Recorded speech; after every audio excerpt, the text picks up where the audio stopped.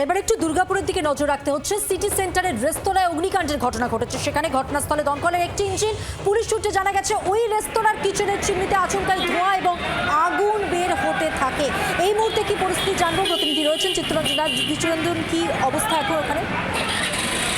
পরিস্থিতি নিয়ন্ত্রণে এসেছে, দমকলে একটা ইঞ্জিন এসে আগুন নিয়ন্ত্রণে আনে, কিন্তু হঠাৎ করে যেটা জানা যাচ্ছে যে রেস্তোরাঁর যে রান্নাঘর, সেই রান্নাঘরে রান্না করার সময় সেই আগুন ছিটকেই যে চিমনি আছে সেই চিমনিতে লেগে যায় এবং প্রচুর পরিমাণে ধোঁয়া বেরোতে থাকে, রান্নাঘরে পুরো আগুন লেগে যায়। তবে এই ঘটনায় এখনো পর্যন্ত কিন্তু কেউ আহত বা নিহত হয়নি, তবে প্রচুর পরিমাণে ক্ষতি হয়েছে। ক্ষতির পরিমাণ এখনো জানা যায়নি, কিন্তু রেস্তোরাঁ প্রায় একটি দমকল ইঞ্জিন ঘন্টাখানেকের এসে আগুন নিয়ন্ত্রণে আনে। মধুবন্তী, ধন্যবাদ।